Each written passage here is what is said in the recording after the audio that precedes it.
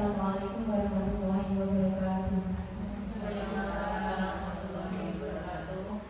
Alhamdulillah, alhamdulillahirabbil alamin. Wassalatu wassalamu ala asrofil anbiya'i wal mursalin sayyidina wa maulana Muhammadin wa ala alihi wa sahbihi ajma'in. Amma ba'du. Kepada yang terhormat Bapak Ibu Guru SDN 3 Pamulan,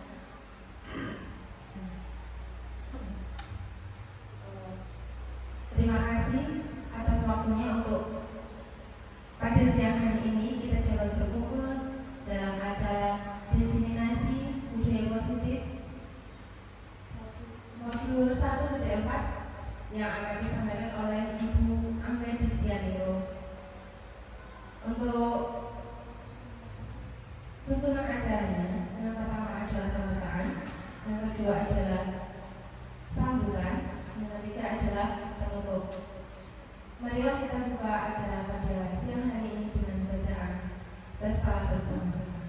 Bismillahirrahmanirrahim. Terima kasih.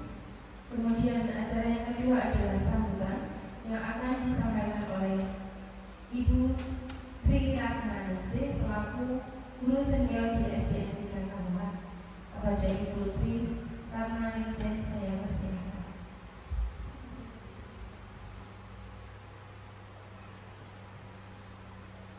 Assalamualaikum warahmatullahi wabarakatuh. Yang kami hormati Bapak Ibu SDN 3 Pamulan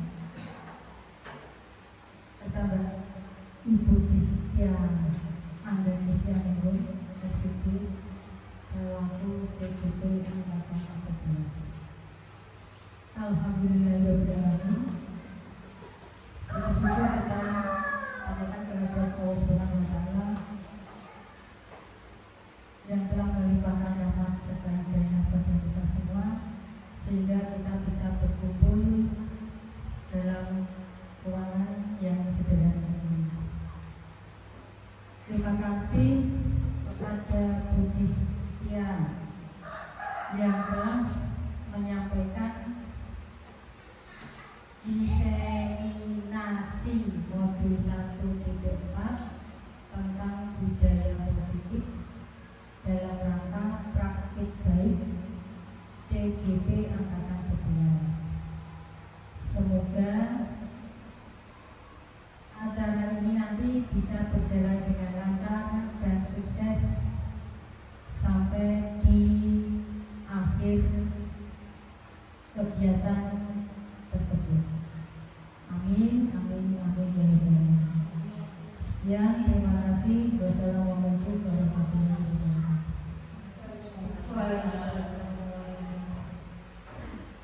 Untuk acara selanjutnya yaitu memasuki acara inti yaitu pemaparan materi tentang diseminasi budaya positif modul 1.4 yang akan disampaikan oleh Ibu Angga Distianiro. Kepada Ibu Angga Distianiro, dipersilakan. Assalamualaikum warahmatullahi wabarakatuh. Terima kasih Ibu Guru SDN 3 Pamulan yang saya hormati. Saya akan menyampaikan diseminasi modul 1.4 tentang budaya positif. Semoga acara hari ini bisa berjalan dengan lancar. Sebelum saya mulai pembelajaran, saya akan melakukan speaking sebentar, hanya 10 menit saja, yaitu tentang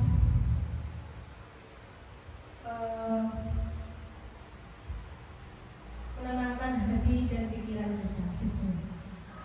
Marilah ibu-ibu kita pejamkan mata kita bersama-sama.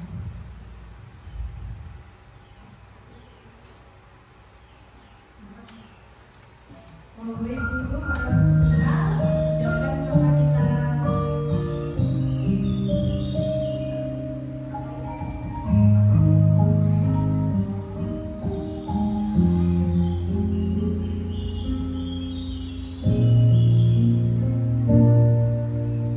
Ambillah nafas dalam-dalam, keluarkanlah lewat mulut secara perlahan-lahan.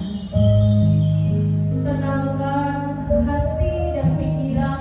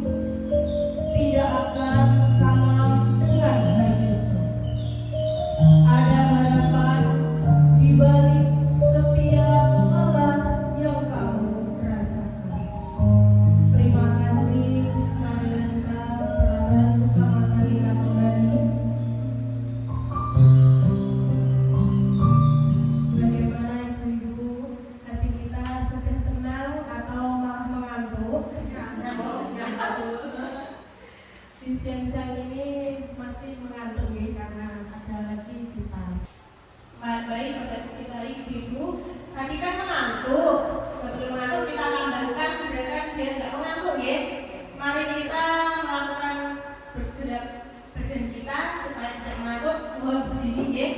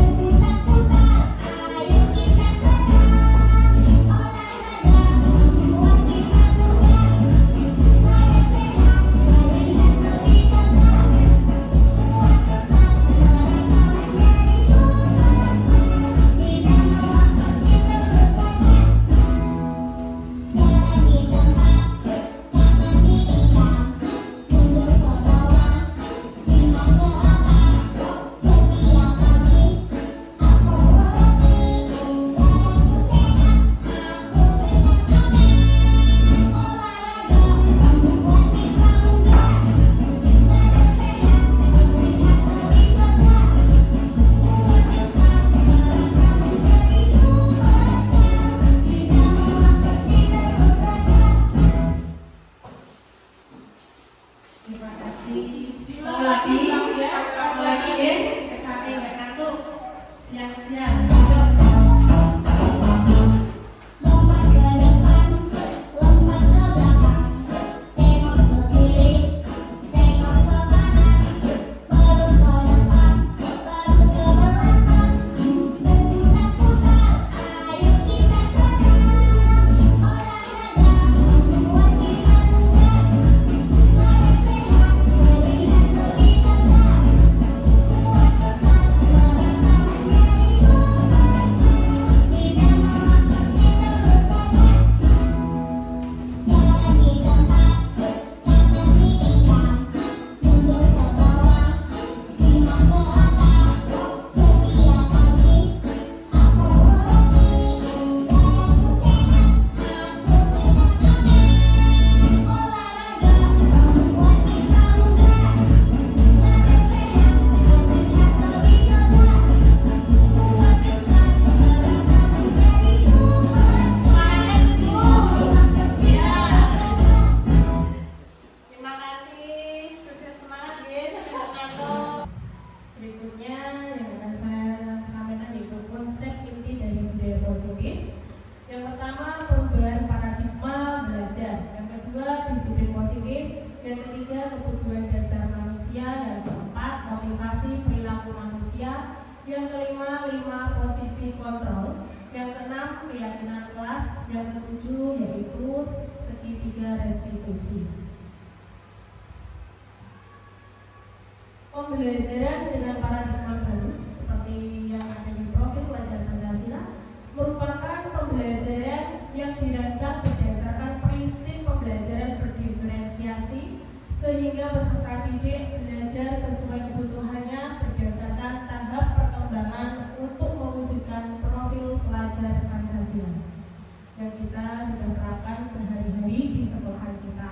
Di sekolah kita juga sudah melaksanakan tepuk profil pelajar Pancasila. Mari kita lakukan bersama-sama yuk. 1, 2, 3. Pelajar Pancasila beriman bertakwa pada Tuhan Yang Esa, berkebinekaan global mandiri, gotong royong benar, netizen kreatif. Ayo kerjakan siap, laksanakanlah oke. Ayo semangat kawan-kawan semua. Ayo kerjakan siap, laksanakanlah oke. Ayo semangat kawan-kawan semua. Terima kasih, semangat sekali Ibu-ibu. Mohon kembali duduk. Untuk membangun budaya positif, sekolah perlu menyediakan lingkungan yang positif, aman, dan nyaman agar murid-murid mampu berpikir, bertindak, dan menciptakan dengan merdeka, mandiri, dan bertanggung jawab. Mandiri dan bertanggung jawab, salah satu strategi yang perlu ditinjau ulang adalah bentuk disiplin yang dijalankan selama ini di sekolah kita. Budaya positif yaitu budaya yang merupakan perwujudan dari nilai-nilai atau keyakinan universal yang ditetapkan di sekolah. Disiplin positif juga mengacu kepada bagaimana seorang guru membimbing muridnya dalam menumbuhkan disiplin diri karena memotivasi internal untuk mewujudkan murid yang merdeka. Nah, di sini ada pertanyaan tematik. Apakah Anda setuju dengan pernyataan yang saya buat? Yang pertama yaitu hukuman dapat mendisiplinkan anak. Menurut ibu-ibu itu sudah betul apa belum? Belum. Karena hukuman bisa nanti menjadi murid bisa terawani. Nanti saya akan bahas. Yang kedua yaitu pemberian hukuman dengan hal positif seperti membaca atau membersihkan halaman sekolah dapat meningkatkan disiplin anak. Betul apa tidak, Ibu? Betul apa tidak, Bu? Memberi hukuman dengan cara membersihkan atau bahkan membaca untuk meningkatkan disiplin anak-anak. Setuju apa tidak? Bisa membacanya bisa. Oh, bisa deh. Bisa. Saya tampil dulu. Yang ketiga yaitu memberi penghargaan dapat meningkatkan motivasi belajar anak. Bisa.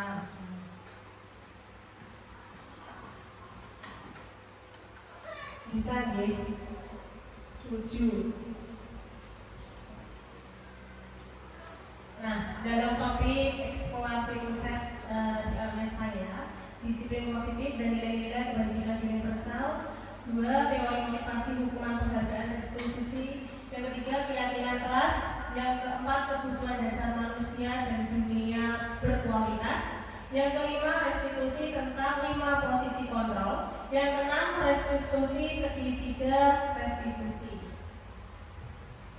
Disiplin positif dan nilai-nilai kebajikan universal yaitu seperti yang ditemukan oleh William Glasser. Teori kontrol yaitu ilusi guru mengontrol murid. Ilusi bahwa kritik dan membuat orang merasa bersalah dapat menguatkan karakter. Ilusi bahkan semua penguatan positif efektif dan bermanfaat. Ilusi bahkan orang dewasa memiliki hak untuk memaksa. Itu yang ditemukan oleh Dr. William. Kita harus juga bisa merubah dari paradigma stimulus respon kepada pendekatan teori kontrol seperti stimulus respon. Misalnya realitas kebutuhan kita sama, kalau teori kontrol realitasnya kita berbeda. Yang kedua, semua orang melihat yang sama. Kalau teori kontrol tidak, setiap orang memiliki gambaran yang berbeda atau tidak sama. Yang ketiga, kita mencoba mengubah orang agar berpandangan sama dengan kita. Kalau teori kontrol, kita berusaha memahami pandangan orang lain tentang dunia. Kalau stimulus respon, perilaku untuk buruk dilihat sebagai suatu kesalahan. Kalau teori kontrol, semua perilaku memiliki tujuan. Orang lain bisa mengontrol saya, sedangkan teori kontrol hanya ada yang bisa mengontrol adalah diri kita sendiri. Saya bisa mengontrol orang lain, Anda tidak bisa mengontrol orang lain. Pemaksaan ada pada saat rujukan gagal. Kalau teori kontrol, kolaborasi dan konsensus menciptakan pilihan-pilihan baru. Tentang stimulus respon tentang model berpikir menang atau kalah. Kalau teori kontrol, model berpikirnya menang. Makna tentang disiplin, Ibu guru pasti sudah hal biasa tentang disiplin ya. Disiplin positif merupakan unsur utama dalam terwujudnya budaya positif yang kita cita-citakan di sekolah kita. Kalau saja anak-anak bisa disiplin, pasti mereka akan bisa belajar dengan baik. Mendisiplinkan anak adalah bagian yang paling menantang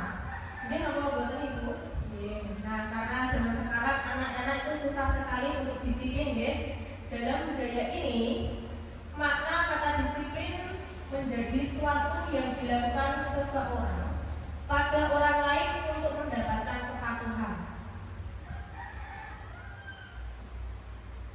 Nah, nilai-nilai kebajikan itu bersifat positif. Manusia yang merupakan tujuan mulia yang ingin dicapai secara individu.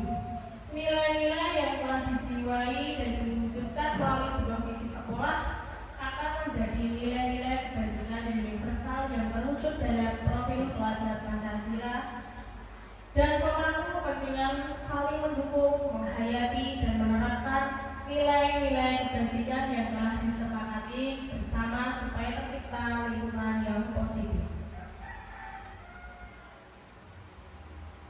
Dalam penerapan nilai-nilai kebajikan, ada program tersebut, yaitu yang pertama kita lihat daftar kebajikan yang telah disusun bersama.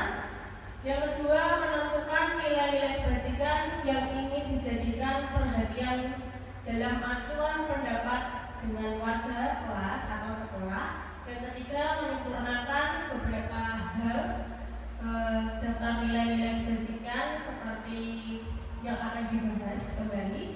Yang keempat, membuat poster atau sosial media tentang keyakinan sekolah. Nah, teori motivasi, hukuman, dan penghargaan restribusi. Saya akan memberi materi tentang motivasi, hukuman, penghargaan, dan restribusi.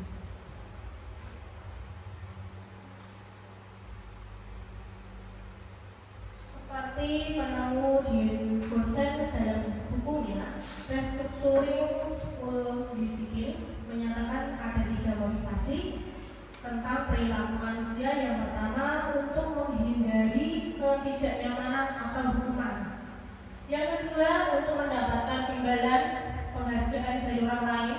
Yang ketiga, untuk menjadi orang yang mereka inginkan dan menghargai diri sendiri dengan nilai-nilai yang mereka percaya.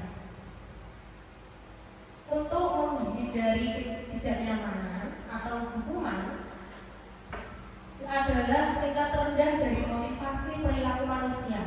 Biasanya orang yang memotivasi perilakunya untuk menghindari hukuman, ketidaknyamanan akan bertanya apa yang akan terjadi apabila saya tidak melakukannya. Sebenarnya mereka sedang menghindari permasalahan yang mungkin muncul dan berpengaruh pada mereka secara fisik, psikologis, maupun tidak terpenuhi kebutuhan mereka bila mereka tidak melakukan tindakan tersebut. Itu motivasi bersifat eksternal, ya. Terus yang kedua yaitu mendapatkan imbalan atau penghargaan dari orang lain. Itu salah satu tingkat motivasi yang pertama di sini. Orang berperilaku untuk mendapatkan imbalan atau penghargaan dari orang lain. Orang dengan motivasi jadi akan bertanya, saya akan dapat apa apabila saya melakukannya. Sama eksternal.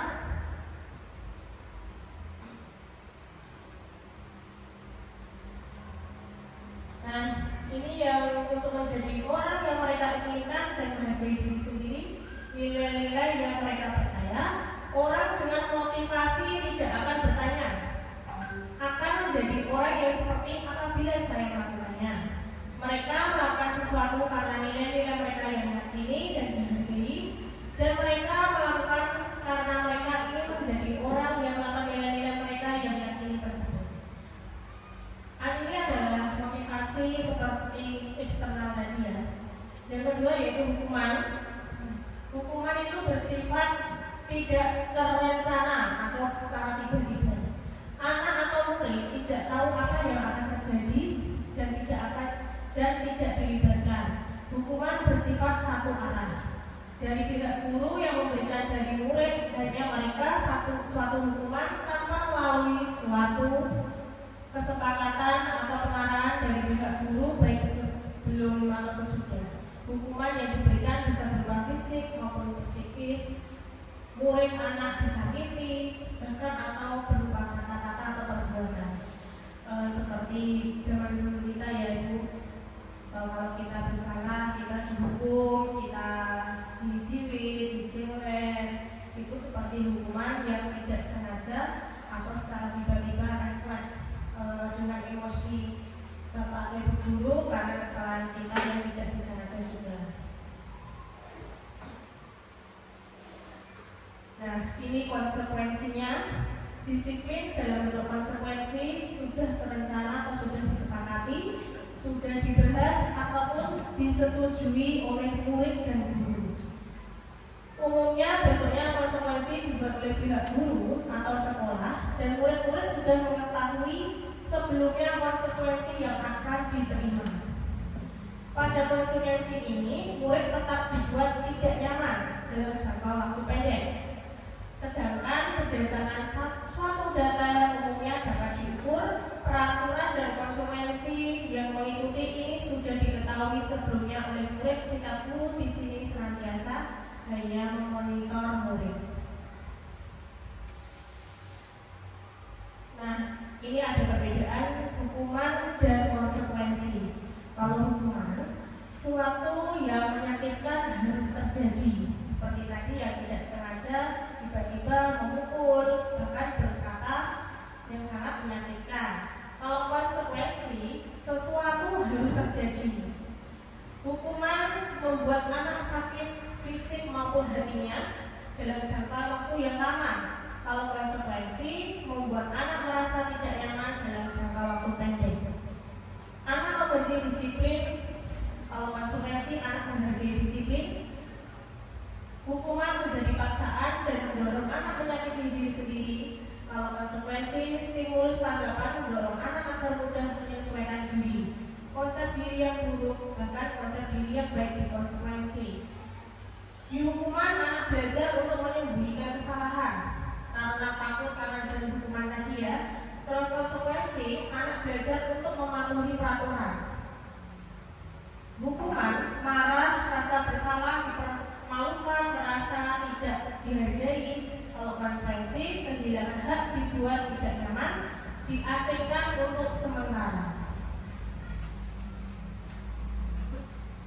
Tindakan guru seperti yang saya buat ini, membuat 100 kali di dalam buku kalimat. Saya dulu seperti itu ya, kalau ibu guru menghukum ya disuruh menulis sampai 100 kali, sampai 200 kali, bahkan sampai 1000 kali. Jika saya tidak akan terlambat lagi karena terlambat ke sekolah. Termasuk hukuman atau konsekuensi, Bapak Ibu? Hukuman. Yang kedua, lari mengelilingi lapangan basket 2 kali karena terlambat hadir di sekolah. Hukuman atau konsekuensi? Hukuman, karena cukup disuruh lari fisik itu. Terus yang ketiga, murid diminta untuk push up 15 kali karena tidak menggunakan masker ke sekolah. Hukuman atau konsekuensi? Hukuman. Menggantikan kertas tugas teman yang telah dicoret-coret. Konsekuensi. Membersihkan tumpahan air di meja tulis karena tersenggol pada saat belajar. Konsekuensi. Murid disuruh untuk tidak mengenakan sepatu seharian di sekolah karena tidak mengenakan sepatu hitam. Konsekuensi hukuman. Lari mengelilingi tadi seperti yang di atas, lari mengelilingi hukuman ya. Selanjutnya untuk penghargaan. Nah, menurut Alfikon, wawancara SCD Annual Konferensi Maret 1995 menemukan baik penghargaan maupun hukuman adalah cara mengontrol perilaku seseorang yang menghancurkan potensi untuk pembelajaran yang sesungguhnya. Menurut Kon, secara ideal tindakan belajar itu sendiri adalah penghargaan sesungguhnya.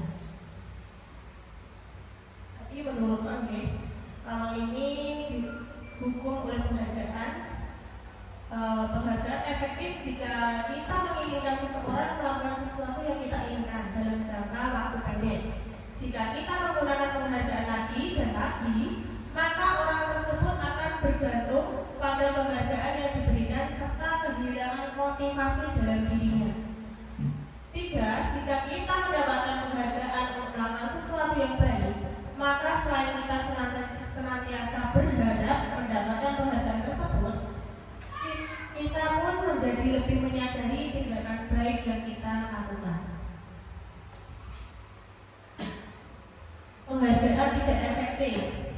Suatu penghargaan, suatu benda atau peristiwa yang diinginkan yang dibuat dengan persyaratan. Hanya bila melakukan hal ini maka akan mendapatkan penghargaan yang diinginkan.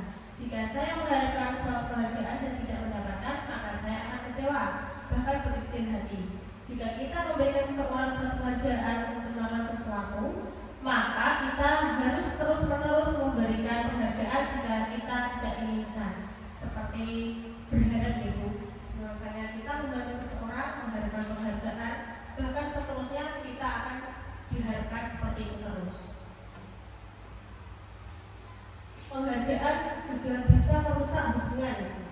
Ketika seorang diberikan penghargaan atau dipuji di depan orang banyak, maka yang lain akan merasa iri. Dia akan membantu dulu. Misalnya kita sama-sama bekerja dan dipuji hanya satu, nah menimbulkan keiri hati. Bahkan tidak menyukai orang yang diberikan penghargaan tersebut. Berarti menimbulkan kecemburuan sosialnya. Jika seorang guru sering memberikan penghargaan kepada murid-muridnya, besar kemungkinan muridnya termotivasi hanya untuk menyenangkan gurunya. Mereka tidak akan bersikap jujur kepada guru tersebut.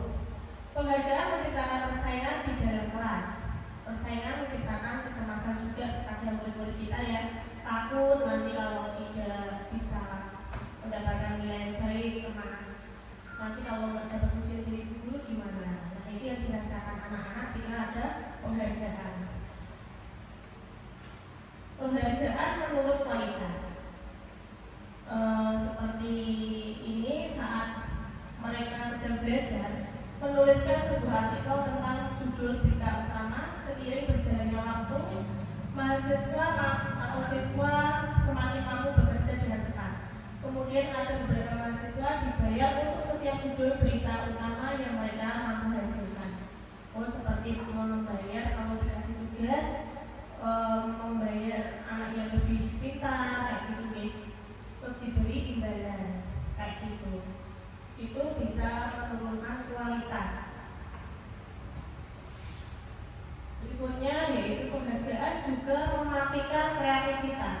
Seperti murid-murid diminta berpikir mengenai hadiah atau penghargaan yang bisa mereka dapatkan bila berhasil menulis sebuah puisi. Kreativitas kelompok murid-murid ini menjadi berkurang dibandingkan dengan yang tidak diberitahukan tentang hadiah yang mereka terima. Dalam tugas-tugas memecahkan masalah, para murid memakan waktu lebih lama dan memberikan jalan keluar yang kreatif saat mereka dijanjikan. Ini ada penghargaan juga hukum, seperti mendapatkan penghargaan dalam sistem ranking di sekolah kita itu. Mereka mendapat ranking kedua akan merasa dihukum. Yang biasa juara 1 tiba-tiba juara, pasti hatinya terpukul, kayak merasa dihukum. Dan memberikan penghargaan hukuman adalah hal yang sama karena keduanya mencoba mengendalikan perilaku seseorang. Karena orang pada dasarnya tidak suka dikendalikan dalam jangka waktu lama, penghargaan akan terlibat mematikan, terlibat dan sebagai hukuman atau hukuman yang mematikan. Yang sekarang yaitu restitusi, merupakan kolaborasi yang mengajarkan murid untuk mencari solusi untuk masalah mereka dan membantu murid berpikir tentang orang seperti apa yang mereka inginkan dan bagaimana mereka harus memperlakukan orang lain. Jadi kita diajak untuk kolaborasi ya. Selanjutnya keyakinan kelas. Pasti di kelas-kelas ibu-ibu sudah melakukan keyakinan kelas nih. Keyakinan kelas itu yaitu nilai-nilai kebajikan yang menjadi landasan kita dalam membuat suatu keyakinan sekolah atau menentukan visi dan misi atau tujuan sekolah. Pembentukan keyakinan kelas. Yang pertama bersifat abstrak daripada peraturan yang lebih rigid dan konkret. Keyakinan kelas berupa pernyataan universal. Keyakinan kelas senantiasa dibuat dalam bentuk positif. Keyakinan kelas hendaknya kalimat tidak terlalu banyak, simpel saja, sehingga mudah diingat, dipahami oleh murid kita. Keyakinan kelas sebagai sesuatu yang dapat diterapkan di lingkungan tersebut. Semua kelas hendaknya ikut kontribusi dalam pembuatan keyakinan kelas atau sepakatan ya. Terus yang terakhir bersedia meninjau kembali keyakinan kelas dari waktu ke waktu. Kebutuhan dasar manusia dan dunia kualitas. Menurut William, ada 5 dasar kebutuhan manusia ya. Yang pertama, kebutuhan berdasarkan kebutuhan bertahan hidup, survival, merasa diterima, love and belonging, kebebasan freedom, kesenangan dan kepuasan. Ketika seorang murid melakukan suatu perbuatan dan bertentangan dengan nilai-nilai kebajikan atau melanggar peraturan, hal itu sebenarnya dikarenakan mereka gagal memenuhi kebutuhan dasar mereka. Dunia berkualitas adalah tempat dalam berpikir atau tempat dalam pikiran, tempat menyimpan gambaran presentasi dari semua yang diinginkan, bisa berisi urak-urak hal-hal dan apa saja yang terbaik dalam hidup yang membuat kita merasa bahagia dan terpenuhi kebutuhan besar. Murid kita juga mempunyai gambaran dunia berkualitas mereka. Tentunya sebagai guru kita ingin mereka memasukkan hal-hal yang bermakna dan nilai-nilai kebajikan yang dimiliki di dalam dunia berkualitas. Bila guru dapat membangun interaksi yang mempercaya dan memerdekakan murid, maka murid akan meletakkan dirinya sendiri sebagai individu yang positif dalam dunia berkualitas karena mereka menghargai nilai-nilai kebajikan. Restitusi, yaitu ada 5 kontrol restitusi. Yang pertama yaitu Nah, 5 posisi kontrol restitusi itu yaitu adalah proses perjalanan seorang pendidik agar dapat mengenali dirinya. 5 posisi kontrolnya yaitu yang pertama sebagai penghukum, yang kedua sebagai pembuat merasa bersalah, ketiga pemantau, keempat teman, dan kelima manajer. Posisi penghukum ada videonya.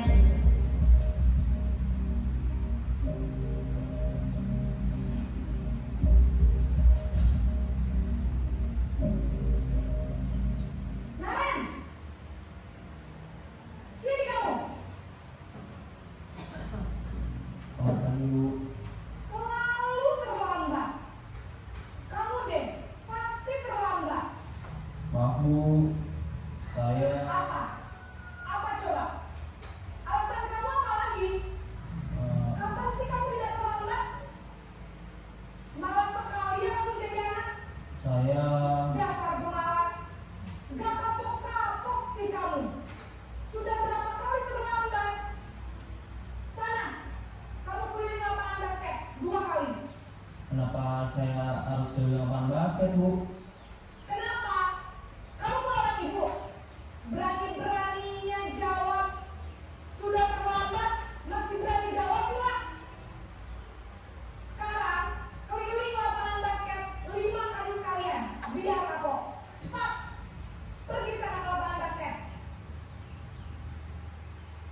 Posisi penghukum biasanya berbicara dengan nada tinggi, menghabis, menunjuk-nunjuk, menyakiti, dan menyindir. Hukuman bisa berupa fisik maupun psikis. Ibu dan bapak guru hebat. Dampak yang terjadi pada murid ketika guru berada pada posisi penghukum adalah murid cenderung akan memberontak, bahkan rentan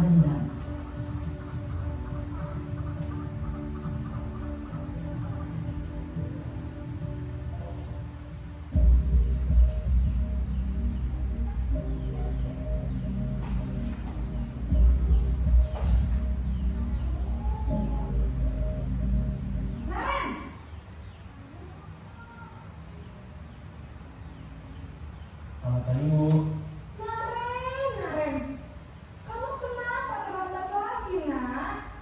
Ya Tuhan, Naren, kamu senang ya bikin ibu susah ya? Kalau kamu terlambat lagi, nanti ibu yang ditegur bapak kepala sekolah, nak. Disangka ibu tidak bisa membina kamu. Duh, gimana ini? Maaf, Bu. Duh, Gusti Naren, kamu suka ya kalau ibu tegur bapak kepala sekolah? Terus, sekarang ibu harus tulis apa yang di buku absen? Ini kamu sudah sering terlambat loh. Ibu harus apa coba? Maaf, Bu.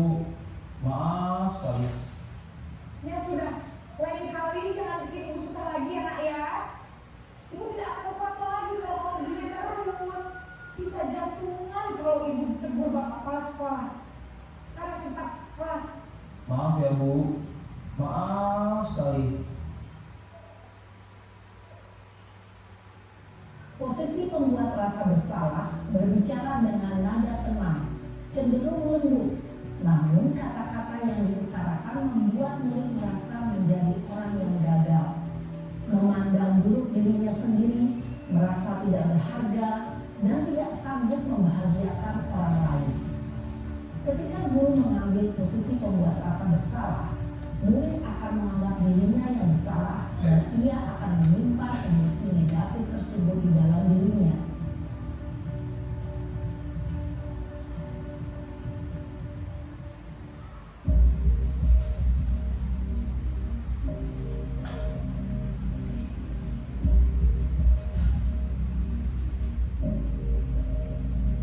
Naren,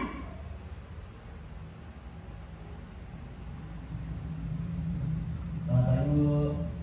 wah sudah jam berapa ini nak? Terlambat lagi ya sayang. Iya, Bu. Habis ibu saya lupa bangunkan saya, Bu. Kamu malah menyalahkan ibu kamu. Kamu bukannya anak yang larinya paling kencang. Kok terlambat sih?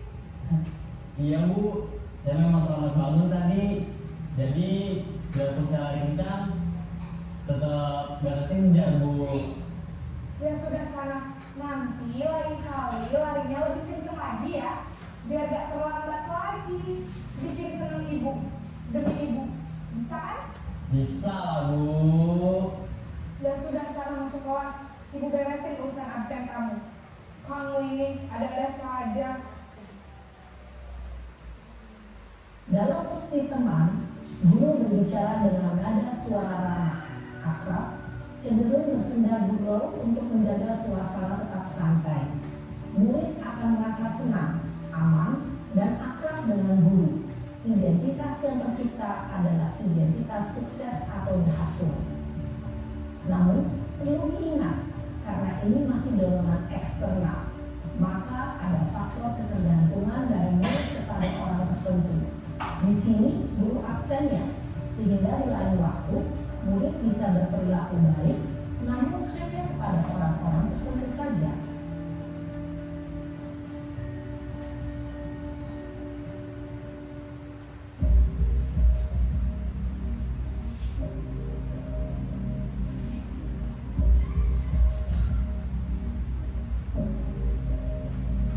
Naren,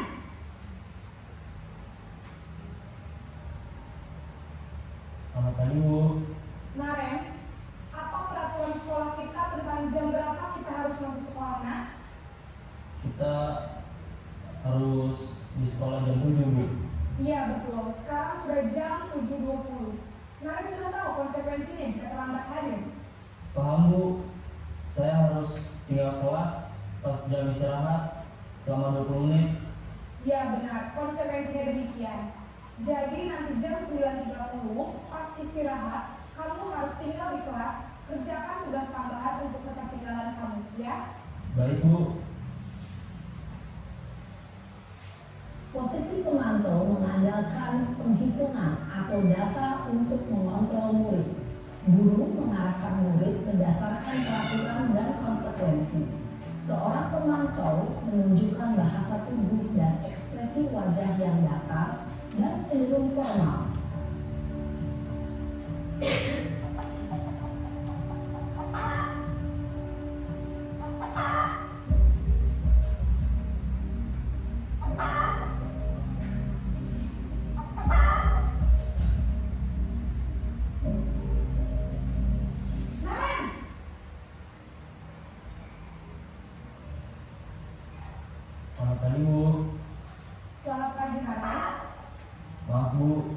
saya terlambat. Iya, sekolah masuknya jam 7, sekarang sudah jam 7.20. Jadi sekarang bagaimana ini, Naren?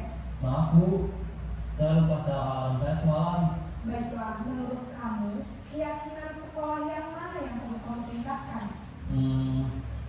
Menghargai diri sendiri dan orang lain mungkin ya Bu. Setuju. Jadi, apakah Naren meyakini prinsip saling menghormati tersebut? Iya Bu, saya meyakininya. Apakah Naren bersedia memperbaiki masalah keterlambatan ini? Bersedia Bu. Bagaimana kamu akan memperbaiki masalah keterlambatan ini? Saya akan coba untuk tidak lupa menyetel alarm saya Bu. Baik, kalau Naren lupa menyetel alarm di rumah, ada orang yang kira-kira bisa bantu mengingatkan tidak? Ada Bu, kakak saya, Kak Emma. Ada lagi selain kamu? Selain Kak Emma, ada ibu saya. Baik, jadi yang mengingatkan Naren adalah Kak Emma dan ibu kamu ya? Kira-kira akan mulai setel alarm kapan nih, Naren? Setelah pulang sekolah, akan segera saya lakukan. Baik, jadi Naren akan setel alarm untuk bangun besok pagi dan akan diingatkan oleh kakak dan ibunda Naren ya. Ada lagi yang mungkin perlu dilakukan Naren agar tidak terlambat bangun lagi? Tidak ada Bu. Baik Naren, terima kasih untuk kerjasama kamu. Sekarang kamu perlu kembali ke kelas untuk belajar. Baik Bu, terima kasih. Posisi manajer adalah posisi kontrol yang disarankan untuk membimbing murid memiliki sikap disiplin yang positif, yaitu murid yang mandiri, bertanggung jawab, dan dapat memecahkan masalah. Tujuan dari posisi ini adalah agar murid dapat berefleksi atas tindakannya. Guru akan dengan tulus memberikan pertanyaan-pertanyaan bermakna, sehingga membuat murid dapat belajar dari kesalahannya dan mencari sebuah solusi untuk menyelesaikannya. Ibu dan bapak guru hebat, setelah mengamati adegan kelima posisi kontrol tadi, kira-kira posisi mana yang paling ideal? Posisi mana yang dapat menunjang motivasi intrinsik murid? Ya, tentu posisi manajer. Posisi ini memang posisi ideal yang ingin dituju setiap pendidik. Pada posisi inilah, guru dapat menerapkan disiplin positif yang berpihak pada murid, yang memerdekakan murid. Perjalanan seorang pendidik tentunya tidak mudah untuk sampai pada posisi seorang manajer. Namun, tujuan kita pasti, yaitu menciptakan murid-murid yang mandiri, merdeka, dan bertanggung jawab. Semoga. Terima kasih Ibu sudah melihat video 5 posisi kontrol segitiga dan 5 posisi kontrol tadi, yaitu ya sebagai manajer yang paling harus kita lakukan di dalam kelas kita, yaitu segitiga restitusi. Setelah memahami posisi kontrol, kita harus memahami segitiga restitusi, yaitu yang pertama validasi tindakan yang salah, yang kedua menanyakan menstabilitaskan identitas, yang ketiga menanyakan keyakinan. Tahapan restitusi seperti menstabilitas identitas, yaitu kita semua akan melakukan hal terbaik yang bisa kita lakukan. Yang kedua, validasi tindakan yang salah. Semua perilaku memiliki alasan. Yang ketiga, menanyakan keyakinan. Kita semua memiliki motivasi internal. Menstabilitaskan identitas berdasarkan prinsip bahwa membuat kesalahan adalah bagian dari proses pembelajaran. Berbuat salah itu tidak apa-apa, seperti itu kata-katanya. Tidak ada manusia yang sempurna. Saya juga pernah melakukan kesalahan seperti itu. Kita bisa menyelesaikan ini. Bapak atau ibu tidak tertarik mencari siapa yang salah, tapi bapak ibu ingin mencari solusi dari permasalahan ini. Kamu berhak merasakan begitu. Apakah kamu sedang menjadi teman yang baik buat dirimu sendiri? Yang kedua yaitu validasi tindakan yang salah. berdasarkan prinsip berupaya memenuhi suatu kebutuhan tertentu, kamu pasti punya alasan mengapa melakukan hal seperti itu. Padahal kamu bisa melakukan yang lebih buruk dari ini ya. Yang ketiga, kamu patut bangga pada dirimu sendiri karena kamu telah melindungi sesuatu yang penting buatmu. Kamu boleh mempertahankan sikap itu, tapi kamu harus menambahkan sikap yang baru. Yang ketiga yaitu menanyakan keyakinan. Pada dasarnya kita termotivasi secara intrinsik, seperti kata-kata apa keyakinan kelas kita, nilai-nilai apa yang telah kita sepakati bersama, seperti apa kebenaran kelas yang ideal menurut kamu. Kamu ingin menjadi orang yang seperti apa? Gambaran seperti itu Ibu untuk pertanyaan yang keyakinan. Sekarang contoh penerapan segitiga distribusi. Di kelas 6 kemarin, Bagas tertidur saat guru sedang menjelaskan pelajaran matematika, sehingga dia tidak memperhatikan penjelasan dari guru. Ketika guru memberikan sebuah pertanyaan, Bagas tidak menjawab. Dia hanya terdiam dan matanya masih mengantuk. Kemudian setelah jam pelajaran selesai, guru memanggil Bagas untuk berdiskusi.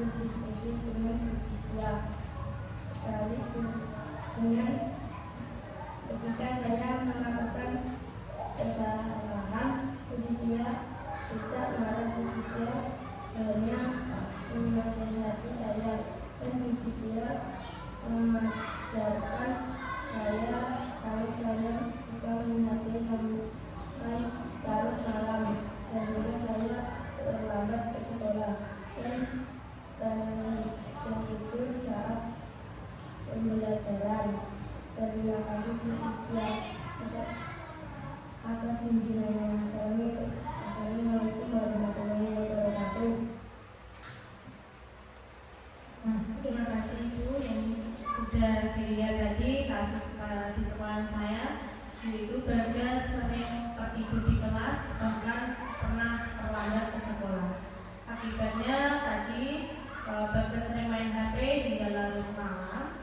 Sebagai guru, kita sebagai posisi manajer, kita harus mengingatkan kembali kepada Bagas keyakinan kelas apa yang telah dilanggarnya. Seperti itu, jadi anak merasa bersalah dan anak menyadari kesalahannya sehingga tidak akan mengulanginya kembali. Selanjutnya, penerapan budaya positif. Salah satu cara menerapkan budaya positif yaitu melalui penerapan disiplin positif dengan melaksanakan restitusi.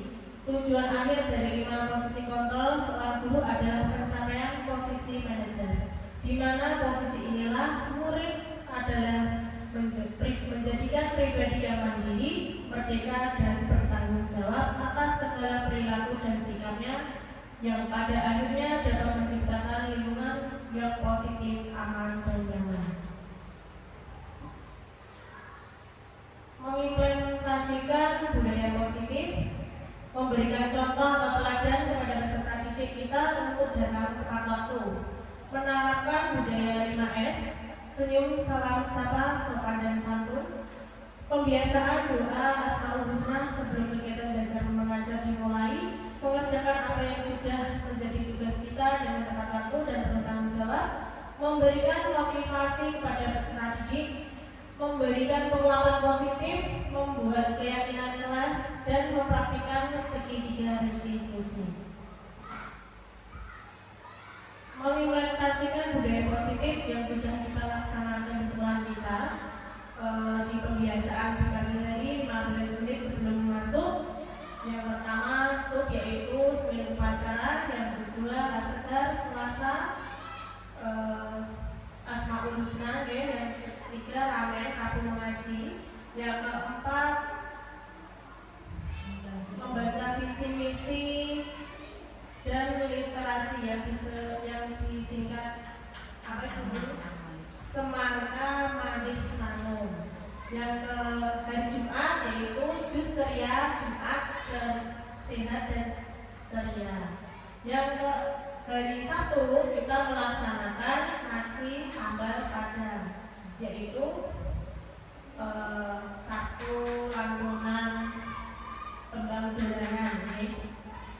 Dan yang berikutnya keyakinan kelas yang sudah saya laksanakan di kelas 6, membuat kesepakatan kelas dulu, baru membuat yang positif menjadi keyakinan kelas. Kemarin dengan kelas 6, saya mau merefleksi teman-teman. Yang saya sampaikan bagaimana refleksi untuk kata-kata hari ini tentang budaya diseminasi budaya positif modul 1.4. Siapa yang mau refleksi? Monggo dengan senang hati. Ya, Bu Nurul ya, monggo. Terima kasih Bu Distia. Kata-kata untuk hari ini untuk Bu Distia luar biasa. Tepuk tangan teman-teman untuk Bu Distia. Menurut saya yang dipaparkan Bu Distia hari ini luar biasa, sudah sangat lengkap sekali. Tentunya tentang modul 1.4 ya Bu, tentang yang ada di pendidikan guru penggerak. Saya sangat berterima kasih pada Bu Disti karena telah menularkan ilmunya pada teman-teman. Tentunya dari ilmu yang Bu Disti tularkan tersebut mungkin bisa menyemangati teman-teman untuk bisa ikut pendidikan guru penggerak. Kemudian terkait materi tadi, saya sangat tertarik pada saat Bu Distia memaparkan materi tentang posisi kontrol guru. Tadi ya Bu, kita kebanyakan itu guru-guru yang belum memahami itu memposisikan diri sebagai penghukum. Yang tadinya kita berpikir kalau kita memposisikan diri sebagai penghukum, tentu anak-anak bisa langsung nurut, langsung bisa disiplin, langsung bisa nurut. Padahal posisi yang itu sebenarnya salah, dan kami mendapat pencerahan bahwa posisi kontrol yang benar itu adalah posisi kontrol sebagai manajer, di mana kita bisa menggali kesalahan anak itu, kemudian bisa mengajak anak menemukan solusi dari dalam diri anak itu sendiri. Ya, saya sangat banyak mendapatkan ilmu dari video yang Bu Distia tampilkan tadi. Kemudian tentang yang terakhir ada segitiga restitusi tadi, saya juga sangat tertarik untuk segitiga restitusi, di mana kadang kita saat menemui masalah di kelas itu kita tidak menanyakan penyebab anak itu melakukan kesalahan seperti apa, tetapi kadang kita lebih marah dulu ya Bu. Kita marah dulu, tidak mengetahui alasannya seperti apa. Nah, dari yang Bu Disti jelaskan tentang segitiga restitusi itu tadi, ada tindakan-tindakan, ada tahapan-tahapannya. Kami jadi belajar bagaimana menyelesaikan masalah itu dengan tidak membuat kesalahan baru, dengan win-win solution ya, tadi istilahnya win-win solution. Itu menurut saya Bu Disti, terima kasih sudah berbagi ilmu, dan semoga bisa menginspirasi teman-teman untuk ikut pendidikan guru penggerak. Terima kasih. Wassalamualaikum warahmatullahi wabarakatuh. Waalaikumsalam.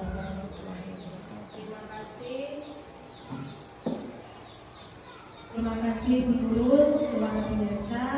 Alhamdulillah bisa memanfaatkan ilmu yang sudah saya berikan. Semoga bisa dikembangkan di sekolah tercinta kita di SDN Gia Kamolan, supaya sekolah kita lebih maju, menerapkan budaya positif, menciptakan anak mandiri, bertanggung jawab, dan merdeka sesuai dengan kurikulum kita merdeka.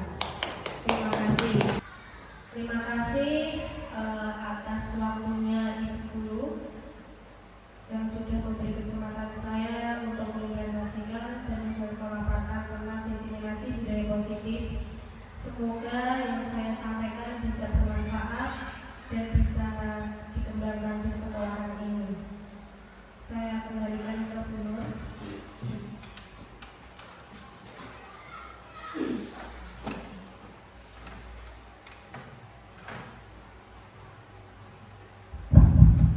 Terima kasih Bu Olga atas ilmunya